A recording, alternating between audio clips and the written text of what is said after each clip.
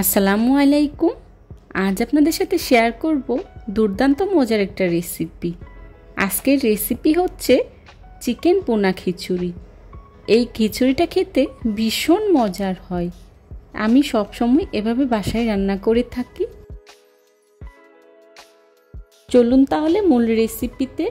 Chicken বোনা খিচুড়ি রান্না করার জন্যে প্রথমে আমি একটি পাত্রে নিয়েছি 1 কাপ মুগ ডাল, নিয়েছি 1 কাপ মসুর ডাল আর নিয়েছি 1/2 কাপ ছোলার ডাল। এখন সবগুলো ডাল আমি একসাথে 1 ঘন্টার মতো পানিতে ভিজিয়ে রাখব। এতে করে রান্না করার সময় খুব তাড়াতাড়ি সিদ্ধ হয়ে যাবে।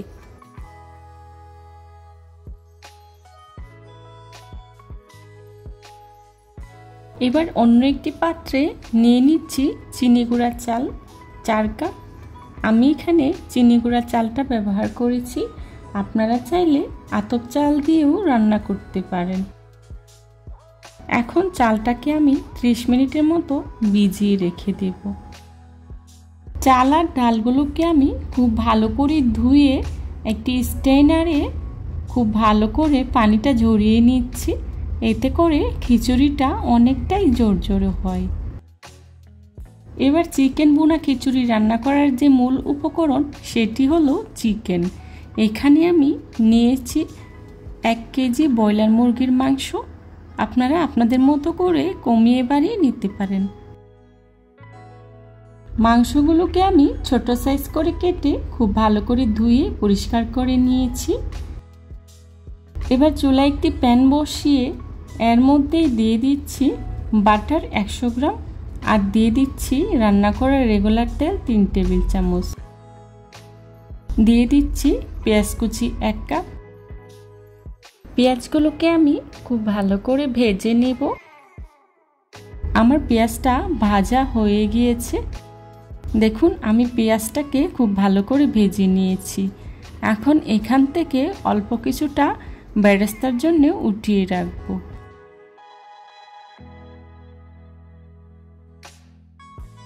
এখন এর মধ্যে দিয়ে দিচ্ছি পেঁয়াজ রসুন বাটা 1 কাপ।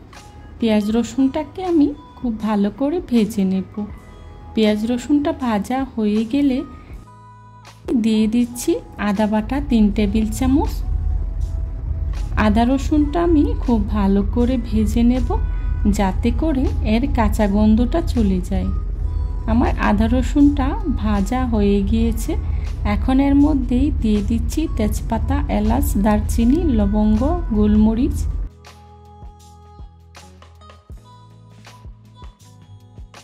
সবগুলো মশলা আমি খুব ভালো করে ভেজে নিয়েছি। এবার দিয়ে দিচ্ছি পানি 1/2 কাপ। পানিটা দিয়ে আমি গুঁড়া মশলা ইউজ করব। দিয়ে দিচ্ছি লাল মরিচের গুঁড়া 2 চা চামচ, হলুদের গুঁড়া 1 চা চামচ, জিরা গুঁড়া 2 চা চামচ আর দিয়ে দিচ্ছি লবণ 2 চা চামচ। এখন সবগুলো মশলা আমি একসাথে খুব ভালো করে মিশিয়ে নেব।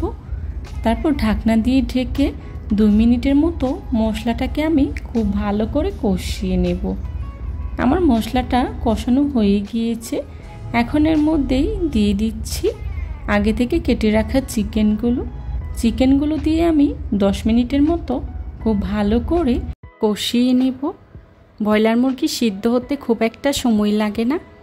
আমি 10 মিনিটের মতো খুব ভালো করে মুরগির মাংসটাকে কষিয়ে নিয়েছি। এবার এর মধ্যেই দিয়ে দিচ্ছি আগে থেকে ধুয়ে পরিষ্কার করে রাখা চাল আর ডালগুলো দিয়ে কিছুক্ষণ ভেজে নেব।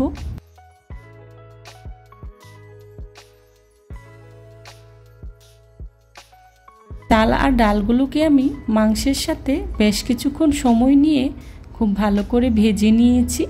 এতে করে খিচুড়িটা অনেকটাই ঝরঝরে হবে।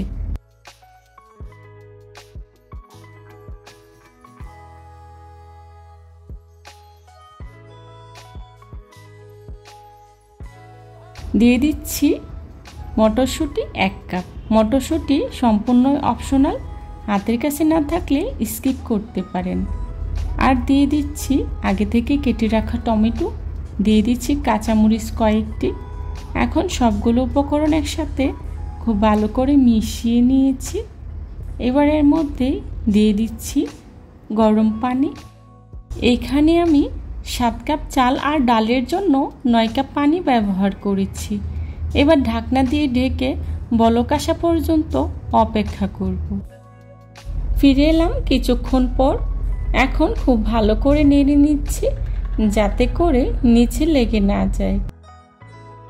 আমি খুব ভালো করে নেড়ে নিয়েছি।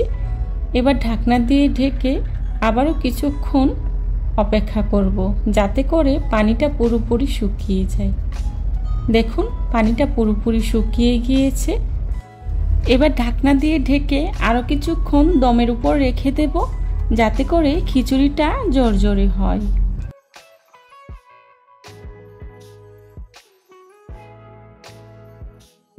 আমার চিকেন খিচুড়ি রান্নাটা প্রায় হয়ে গিয়েছে। দিয়ে দিচ্ছি ঘি 2 টেবিল চামচ। ঘিটা অবশ্যই দেওয়ার চেষ্টা করবেন, এতে করে খুব সুন্দর একটা ফ্লেভার আসছে। আর দিয়ে দিচ্ছি ফ্রেশ ধনিয়া পাতা কুচি। দিয়ে দিচ্ছি পেঁয়াজ বেরেস্তা। এবার ঢাকনা দিয়ে ঢেকে 5 মিনিটের মতো দমের উপরে রেখে দেব। 5 মিনিট পর ফিরে এলাম। দেখুন আমার খিচুড়িটা পুরোপুরি হয়ে গিয়েছে। এবার চুলা থেকে নামিয়ে পরিবেশন করব। চেষ্টা করেছি খুবই সহজভাবে আজকের এই রেসিপিটি আপনাদের সাথে শেয়ার করার জন্যে। আশা করছি আমার আজকের এই রেসিপিটি আপনাদের কাছে খুবই ভালো লাগবে।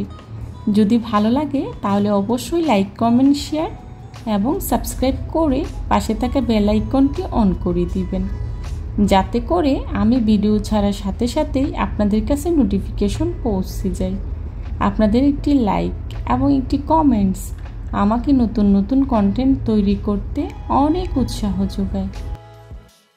আমি একটি সার্ভিং ডিশে সার্ভ করে নিচ্ছি।